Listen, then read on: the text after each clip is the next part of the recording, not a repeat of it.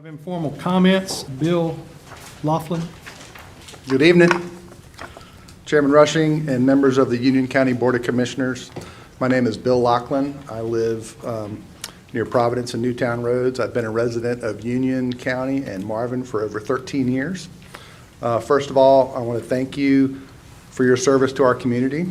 Your job can at times be thankless, and we would all be remiss if we didn't express our appreciation and recognize your efforts, your energy, and your public stewardship. I am here tonight to ask you to deny the application for the regional pump station for the Heritage at Marvin high-density housing development. I submit to you this evening, I've sent it to you by email as well, a petition that was put together back in October, back in the fall, with over 500 area residents who signed it opposing this development and this pump station and this high-density rezoning.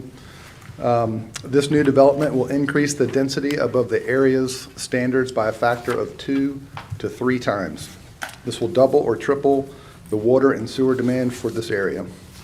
For a little bit of background, the Village of Marvin has been pushing to develop this new 125-acre town center dubbed the Marvin Heritage District. It is a mix of high-density housing and commercial development. The first phase is a 47-acre parcel with 68 small lot houses on it. Generally, this area is zoned to have lots of 20,000 to 30,000 square feet. This development cuts that in about a third or a half to 10,000 or 11,000 square feet, quarter-acre lots, 5-yard setbacks. Ironically, this property was originally designed and submitted with 29 homes on it with very little, well, with a great deal of support. Now it is being resubmitted with more than twice that amount. We are concerned that the water and sewer infrastructure, roads, schools will not be able to keep up with high-density rezoning such as this, and that if this first phase moves forward, it'll set precedent for the next phase and the next development and so on. There will be no turning back. Recently, the Village of Marvin developed a new branding tagline called Enriched by Nature. Welcome to Marvin. We are enriched by nature. If this regional pump station is approved tonight, I would like to suggest that tagline be revised to the Village of Marvin, enriched by increased density. Please deny this application for this pump station. Thank you. All right, next we have Scott Stone. Good evening. My name's Scott Stone. I am just an engineer, but I'm here representing a large number of Union County stakeholders. These stakeholders represent hundreds of millions of dollars worth of investment in Union County. We are here tonight to offer 3 solutions to help address the sewer capacity crisis. I provided the clerk with a signed petition and supporting data which highlight these solutions, and I've sent them to you as well in email. So 3 solutions. Number 1, you have an existing contract with the City of Charlotte for sewer. Use it. Open the flow. Open the valve. You can send sewer flow to Charlotte's McAlpine Creek plant today, up to 2 million gallons a day. If you agree to use that contract, if you're actually willing to send the flow to Charlotte through existing pipes, existing pumps, you add 2 million gallons a day to your current available capacity in 12 Mile Creek Basin. You go from 7.5 million gallons a day to 9.5 million gallons a day, and you do that immediately. Well, wait a minute. Now, is that an expensive option? Because that's what some people have said and what the rumors are. Well, here's the actual numbers. Charlotte charges you $2.46 to treat your sewer. You charge your ratepayers $8.55. You still got a huge margin in there for profit. And it actually might be cheaper to send it there because you don't have the capital costs and the debt service that would go with getting an extra 1.5 million to 2 million gallons of capacity. Number 2, expand the 12 Mile Creek plant and expand it with some urgency. You've already planned ahead. The plant was planned and built for expansion. The more you expand that plant, the more cost-effective it becomes. The layout provides for expansion room, which is less for construction costs. So expanding the plant up to 9 million gallons a day as soon as possible could actually save money for your existing ratepayers. Now, you might say that, well, that's already underway. We're already in design. We're already expanding that. Well, just this week or last week, I've heard that what was supposed to go out for bid this month is actually being delayed and now won't go out for bid for construction until June. So we've already lost 4 months in the process of something that's desperately needed. And number 3, continue to use the system development fees to protect the existing ratepayers. We are not here today to ask that you reduce fees. These fees, which used to be called capacity fees, are incredibly valuable tools to ensure that utilities have the money needed to make the investments in pipes, in treatment, in other infrastructure. We're recommending that you continue to set these rates at a level that protects your existing taxpayers. So let me say that again. Protects your existing taxpayers with using those fees. The cost of expansion should be done by the ones who are doing the expanding. And you get $7,400 per house in terms of capacity fees, which is huge revenue. And these are only 3 options that we're recommending for immediate action. You've got other challenges to face, but they minimize risk, they provide value to your existing taxpayers, and they provide you a little bit of a runway so that you can evaluate your other needs and get momentum flowing again in Union County. Thank you. Next, we have Christine Amos. Good evening, Chairman Rushing and esteemed members of the board.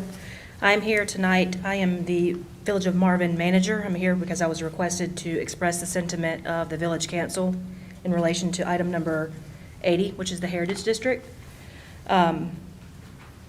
Currently, the Village of Marvin supports any infrastructure development that has a greater impact on the Village of Marvin Heritage District as a whole.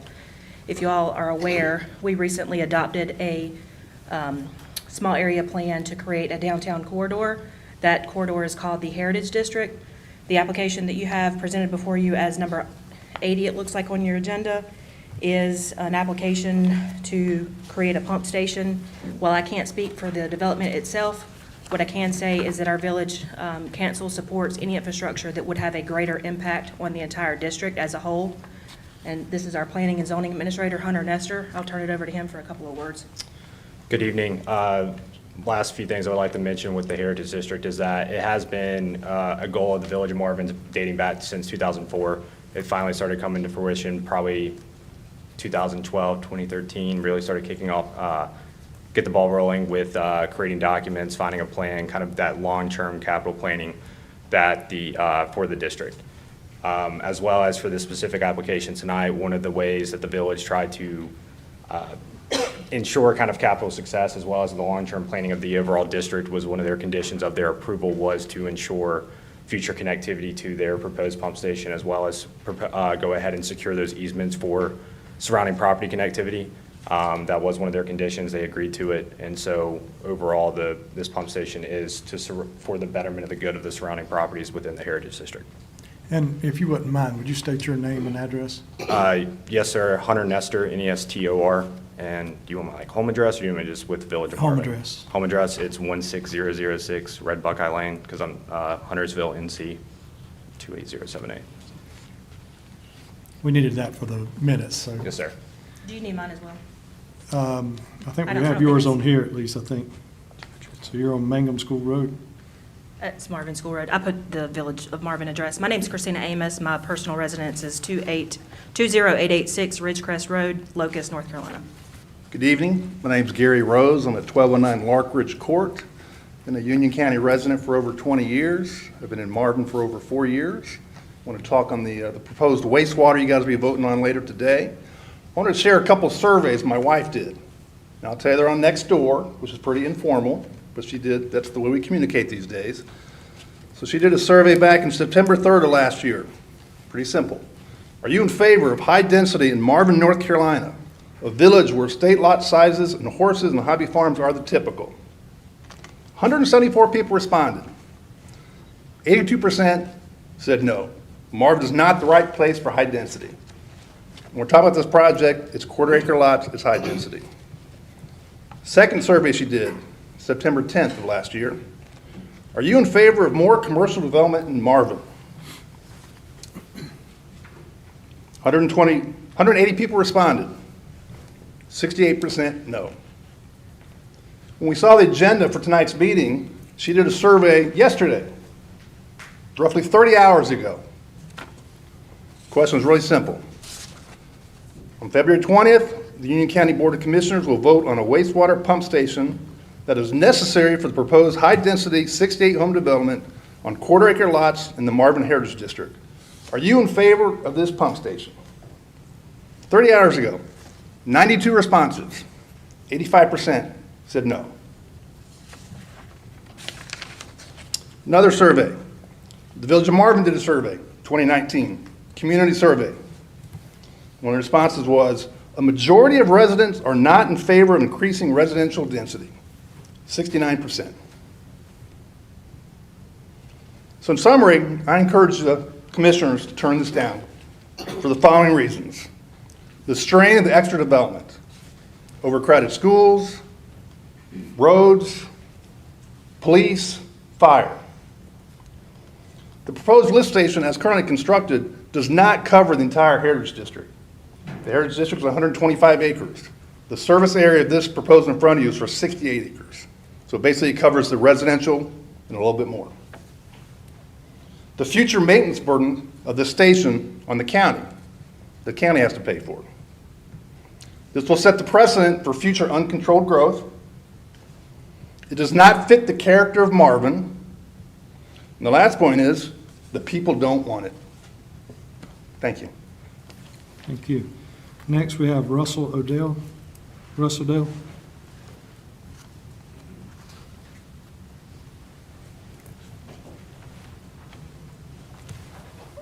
Russ Odell, 2437 Pleasant Union Church Road, Raleigh. So, as far as I also was going to speak on the pump station, and I'd like to emphasize this is an economic development issue for the Village of Marvin. It's been a number of years in the making.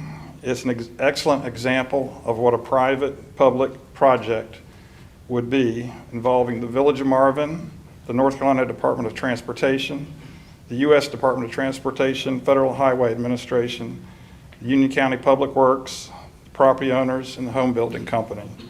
And I want to thank you for considering this project. As regards the other comments from the people, two speakers, that's two people out of 6,000 residents, and they've spoken at every meeting. And what I would point out is that this body is not considering the density of Marvin, and that's a Village of Marvin decision. It's not up to y'all. But if it was up to y'all, 1.6 houses per acre, it's a 47-acre tract and 68 homes. If you can't do this, then you might as well not do any development in Union County. 68 homes, I mean, there's dozens and dozens and dozens of neighborhoods of that size. I just don't, it's kind of like pull up the drawbridge, you know. We don't want anything more. We've got here, and we don't want anybody else to come in. I really think they ought to be thanking us. If you looked at the whole project, to thank us, we personally donated the land for the roundabout, which allows them to get out on Newtown Road without doing right turns only. They actually get out one of the legs.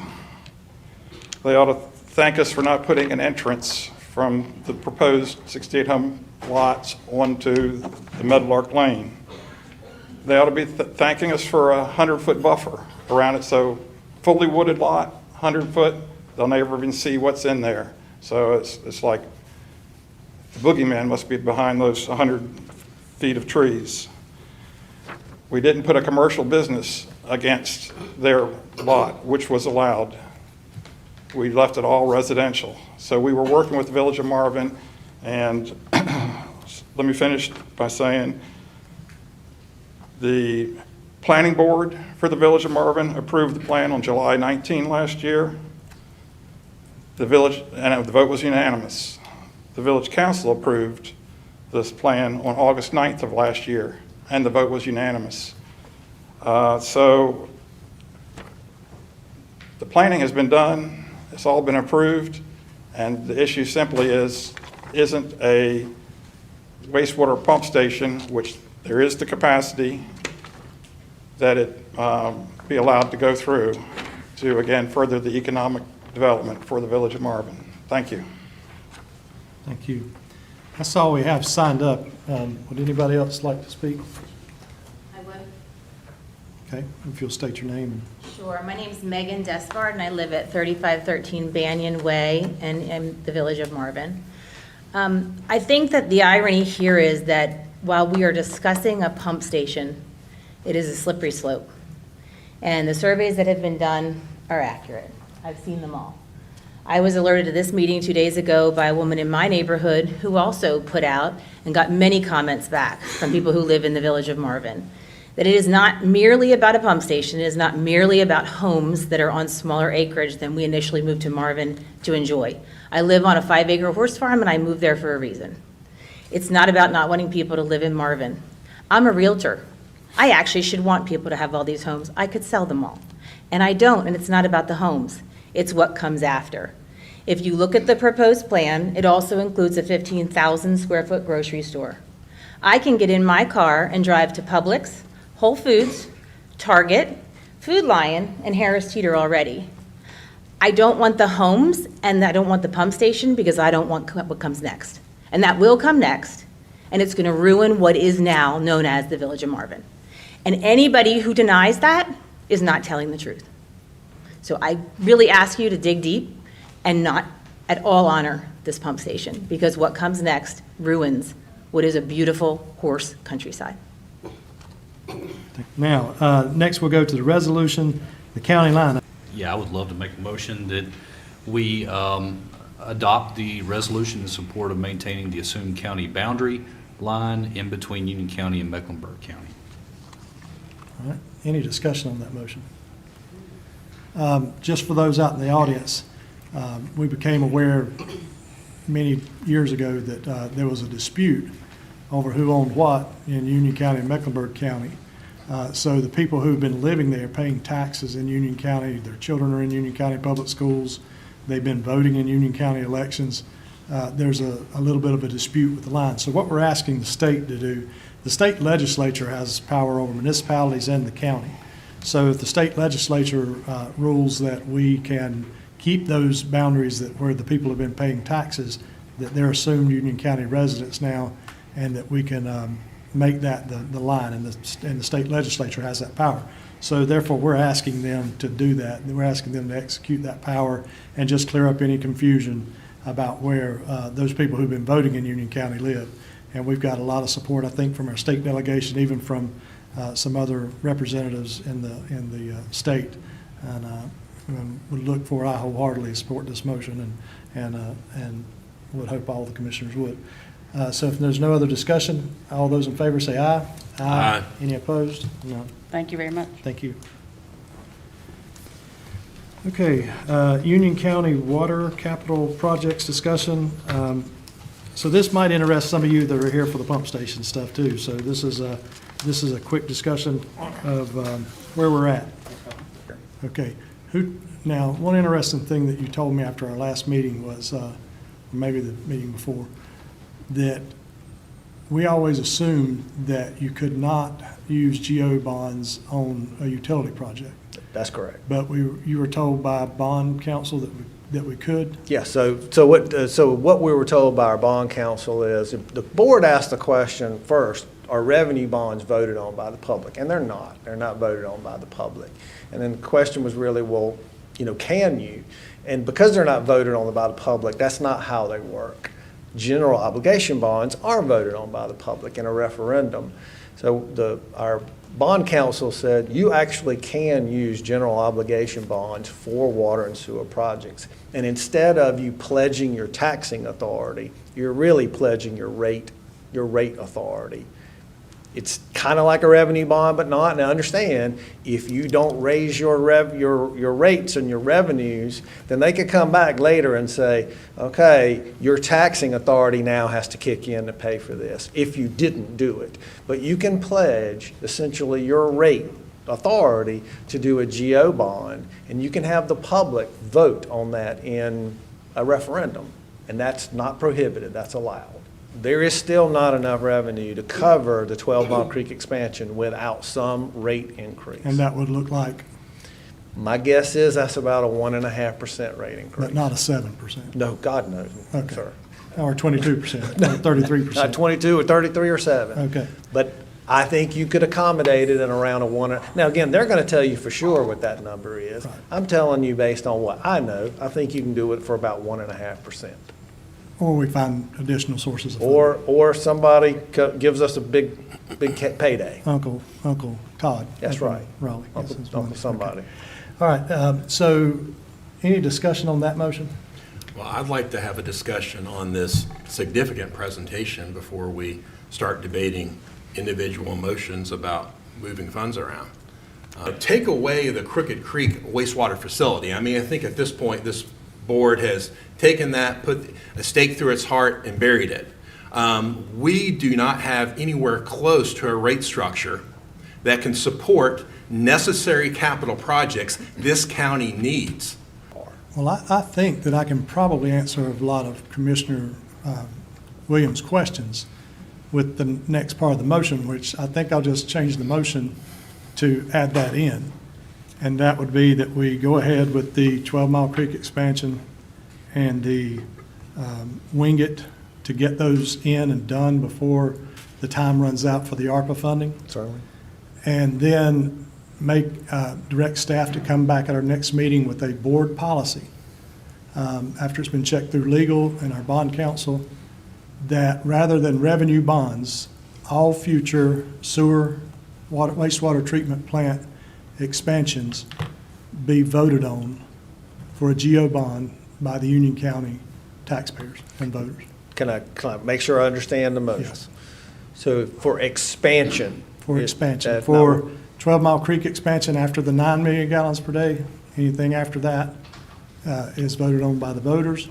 Anything at the Crooked Creek, the Rocky River Subbasin would be voted on by the voters of Union County. Okay, I'll make sure I understood the motion. That gives the revenue bonds of time, because 3 of us can vote on a revenue bond. Certainly. But 200 and some thousand people need to be making decisions, just like we do with school bonds. We heard tonight, we've got less debt left on our school bonds than we're talking about putting into one sewer plant. We paid down, I have roughly less than $300 million. And, Yes, sir. We're talking about maybe $75 million worth of revenue bonds to do that sewer plant. So we've taken that off the table until we could figure out what we wanted to do to pay for it. So I think the voters in the county need to be able to have that opportunity to say, and all the voters, not just the people who pay rates, but the people who have to live in the traffic, the people who have to fund the new schools, the people who have to do all the things that are associated with that kind of growth. Now, that doesn't affect the city of Monroe, who has their own sewer and water. Yes, sir. We will still have economic development in the city of Monroe. We will still have economic development in the county with the expansion of 12 Mile from 7.5 million to 9 million gallons a day. We still have opportunities for efficiencies in the system. But this gives an opportunity that if you come to us and say, Commissioners, we need $100 million to expand sewer, that we can allow the citizens of this county, the voters of this county, to tell us if that's the direction they want to go in. Election after election, they've told us, listen, we want to slow down. We want to do what you're doing now. But each time one county commissioner or 2 county commissioners change their mind and decide they don't want to do what they campaigned on. And the people are just tired of it. They're sick of it. So letting them have that vote, letting them pledge that money should make the bond agencies feel much better because we're all in agreement and no 3 commissioners can change it either. So you have, if it's a 30% rate increase or 50% rate increase, it'll be on the ballot, just like we do with the school bonds. We tell the impact. We can tell the impact of housing. How many new houses is that expansion going to build? And we can do those kind of things and inform the public. And the builders have a chance to go with them too. And I'll say this, I don't know that we'll need to do a lot of those things because Scott Stone went out and got new people to come in and say, this is the who's who of the building community. And they said, hey, we want to work with you. We want to help you build these facilities that we need to build new homes. And our people that are in the county are just saying, please, give us a break. I mean, give us a break on the rates and get us some help. And so the builders are offering help. We may not be able to do all this, but I think we can do a lot of this, and we can expedite that 12 Mile Creek because we have to have it by 2026. If we don't, the ARPA funding's in danger, so we have to have it, and we have to get on it. The Wingate water, the ability maybe to sell Monroe water to go into their facilities from the Yadkin plant, that's revenue that could be coming in. There's a lot of revenue sources that we're not talking about tonight that we've thought about, and we have discussed and have had concerns with and thought, just like with the state, asking them for some more money. We've looked at other counties for solutions for Marshville and other areas in the county that could supply water to our residents in the far reaches of the county that we may not be able to serve for a very, very, very long time, if ever. So Commissioner, I understand your concerns and your thoughts, but everything that you're saying, we've been addressing. And we've been, just that $300 million alone that the last board thought was a good idea, we just don't think that that's a good idea for right now. And it may be a good idea 20 years from now. It may be a good idea 15 years from now. It may be a good idea 50 years from now, if we're not getting a balloon dropping a nuke on us. So let's go forward with the 12 Mile Creek. Let's go forward with the Wingate water, which is under a time constraint. Let's get that approved tonight and moving forward like you asked. And then we'll relook at the Crooked Creek maybe next year when we see how much money we have coming in from the state and other sources. And let's concentrate on what we have, and then let's look next year at that 12 Mile Creek interceptor line. Or if we have extra money this year, maybe we can expedite that. But let's look at what we got first and what we have to do. Let's concentrate on it, and then move forward with whatever we need to do, if it needs to be a 1% rate increase to maintain what we have. People just don't want to pay for new houses. Nobody's out there saying, hey, give me $5,000 for my well and septic tank. Certainly. It ain't happening. And we're about to go into a well issue where we're doing well filters that could be as much or more than the well and septic tank. So, I would hope that my fellow commissioners would understand that, and that the people of this county really need to be helping make these decisions, because 3 people can commit a lot of money that you have to pay back. And I just don't think we need to do that. I really think we need to allow those voters to make those decisions and be a part of that. We'll actually need to amend your board policy. So we'll bring back to you because your policy that's what we follow. So we'll need to bring to you an amendment to the policy, so that we're not breaking your policy, because we don't want to do that. And as long as you understand that's what we're doing, that's our intention. And the reason I'm okay with that is 20 years ago, almost, we had a board that voted to pay $25 million for land for schools. And those lots sit vacant today because 3 people thought it was a good idea to do something that we didn't need at the time and we don't need today. And it was without the school's input. It was just it was buying votes. And so I'm fine with doing the reserves. I'm fine with going to other sources. I'm fine with reaching out to the legislature, which we did this morning, to look for those dollars. And anything that we can do to relieve the pressure on the ratepayers for new growth is where we should be going with this. I understand. Any discussion on that motion? I'd like to continue some discussion. First of all, Mr. Chairman, I just want to make sure I understand the point you were making earlier correctly. You're suggesting that we issue general obligation bonds to fund the needs of the system instead of revenue bonds, is that right?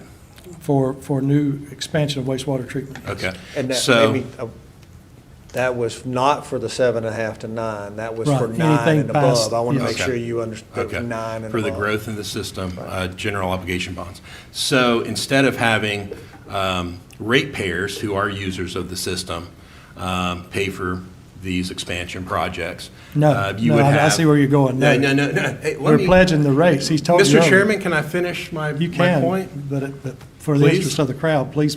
No, Please it's a remember legitimate what we point. were told earlier. You're suggesting general obligation bonds, who all taxpayers, general obligation bonds, as we know, are paid for by the taxpayers. So they're taxpayers in Monroe who use Monroe water and sewer, who will be paying for these capital projects. They're citizens in this county who aren't using Union County water or sewer, who will be paying for these capital projects if you issue general obligation bonds. So just so folks understand, so commissioners understand, if you issue general obligation bonds for these expansion projects, that is who is paying the debt. Mr. I want to Manager, once clarify, because I again, want to make sure we're all on the same Yeah, page. once I'm again, not would you sure repeat that's what you said earlier? exactly- Yeah, I want Beverly to maybe clarify that for me. So, any general obligation bond that is approved by voters, you are backing that by your property tax rates, regardless of how it's paid back.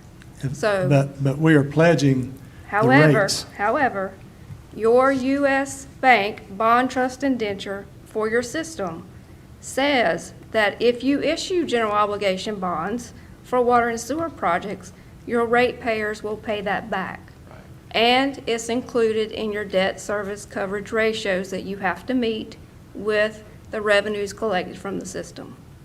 So you will have voters in the city of Monroe that are users of the city of Monroe system voting on debt that they will never be responsible for paying back based on how our bond trust indenture is set up. That's correct. Just as the citizens of Weddington voted to build Forest Hills High School, even though they don't have any children attending Forest Hills High School. Right. Correct. But the way the general Thank you. You don't obligation have to state you don't have to statute opinion. is written is you have to cover it by your taxing authority. Yes. Are there ever any instances where there's a default on revenue bonds? Nationwide, yes. Sure, There has been, sure. yes. I can think of a big one that happened in Jefferson County, Alabama. So where there's a default on revenue bonds, is the general taxing power of that authority then relied on to pay for it?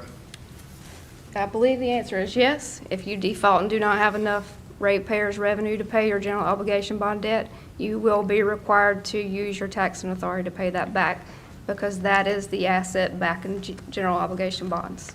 Okay, thank you. So our voters should consider that before 200 and some thousand voters vote on it instead of 3 county commissioners. Thank you. What other questions you have, sir? No? No. Okay. So motion's there. Any more discussion on the motion? All those in favor of the motion say aye. Aye. Any opposed? No. 1, 3 to 1. All right, so, Wastewater pump station approval request for Heritage, Marvin. One last question, more of a concern, I guess. What is the current anticipated impact on our school system? let's see, so this would actually been through the Village of Marvin. I'm not sure that we have that particular information, because we don't do the land use section of that. That is through the village. It's 68 homes. I don't know the answer to that, to be honest with you. We can certainly get that and bring that back to you if you like. Thank you. Yeah, the numbers I've got in front of me is that the affected middle and high schools, so we're talking about Marvin Ridge Middle and also Marvin Ridge High, these schools currently sit at 101% rated capacity for middle school, and then the high school sits at 110% rated capacity. Okay. That's not including the elementary school, which is also over capacity there. Certainly. Okay. Thank you, Brian. Yes, sir. Any other questions, or anybody want to make a motion? I would like to make a motion to deny the application request concerning Heritage Marvin Development for a wastewater pump station. All those in favor of denying the pump station, say aye. Aye. We didn't cover it tonight, but the, one of the proposals on the petition that was presented was about going to Mecklenburg County with some of our sewer capacity. Yes, if you wouldn't mind, just a quick estimate of that. Sure, sure. And thank you, Chairman. I actually did have a couple of comments. So I knew there were a couple of items that were brought up at public comment, and I want some clarification. I want to give you some clarification. So currently, we actually have a contract with Charlotte where we could send up to 3 million gallons worth of flow per day to Charlotte for them to treat. I want to make sure that the board actually understands that there are other costs that we pay them that are not necessarily shown in that treatment cost. We pay a capital cost, and that usually runs between $300,000 and $400,000 annually. We also pay for surcharges. So Charlotte treats us as an industrial user.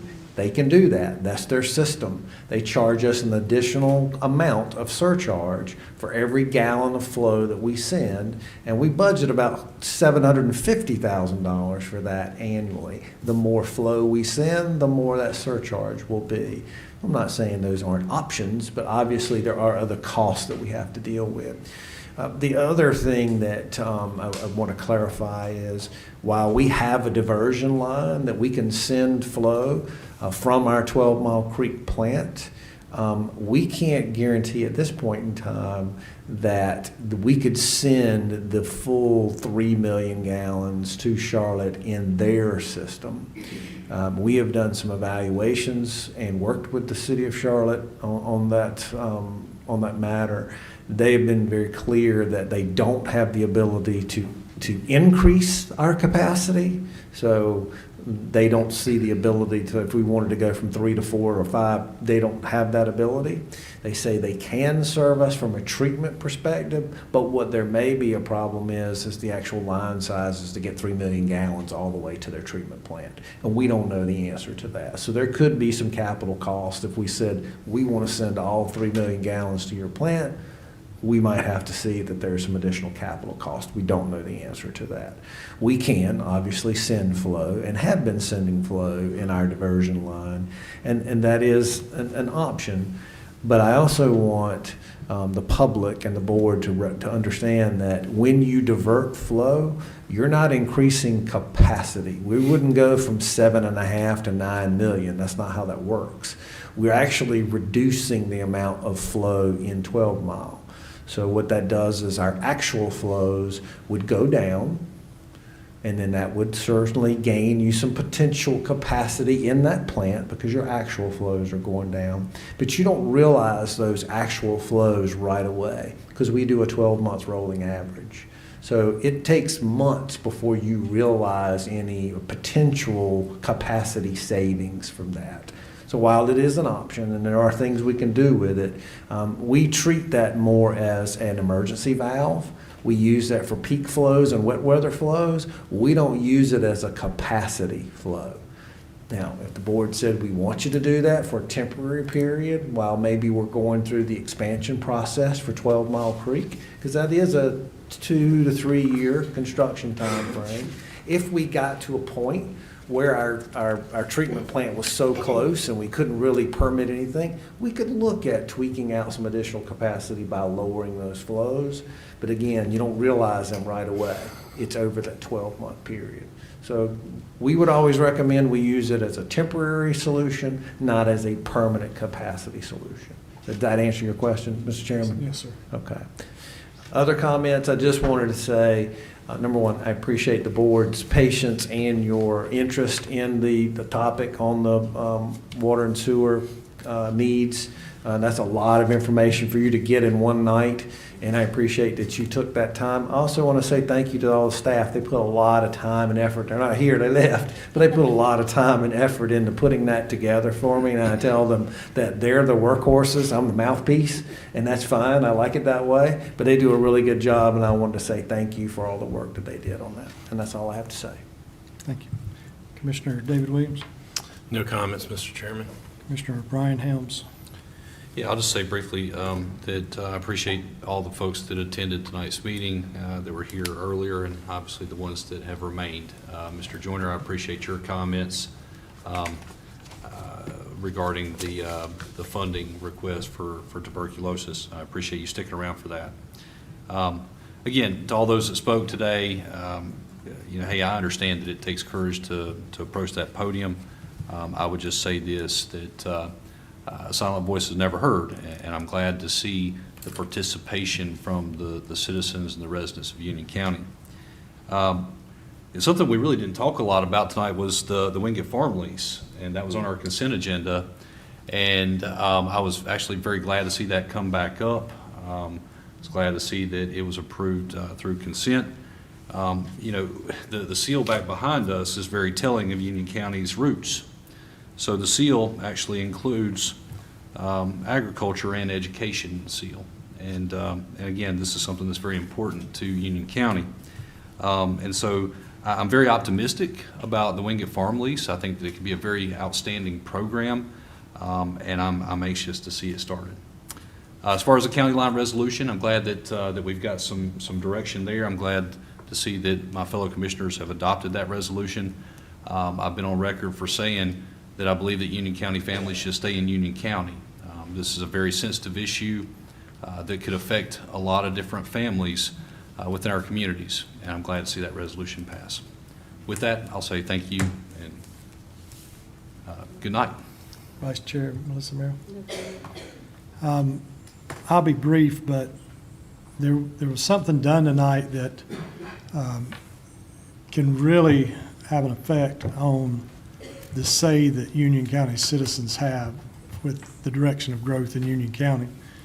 The use of GO bonds voted on by the taxpayers and the citizens of Union County, where we're all affected by growth and growth decisions. And in order to get that high density of growth, you have to have the sewer capacity. The fact that Monroe won't be affected, the fact that we still will have growth in the county is unavoidable. We have growth because we're in high demand. We're in high demand because of our school system, because of our sheriff's department, because of the jobs and the economy that we have here, the low tax rate. Everything that we do right draws people here. It can't be avoided. But at least now, you as taxpayers and citizens of this county will have input, not just at an election every 2 years, but you'll have direct input on the election to borrow that money or not. We still have money coming in. That department brings in about $73 million a year now. But as far as if you want to say, if you truly have concerns about growth in the county, whether you live in the far reaches of New Salem or you live right in downtown Marvin, or what was going to be downtown Marvin, you have a say in it now. And it is a board policy, and as we know, board policies can be changed, but you at least don't have a lame duck board just going out and saying, we're going to make a commitment to all these ratepayers and the future boards of county commissioners that they have to do this without the people that are paying the bills have that say. So thank you so much for tonight. Thank the staff again for the late hour. I apologize for that. At least it's not midnight, but it's thank you all for your time, and thank all the people for staying so long for all the presentations.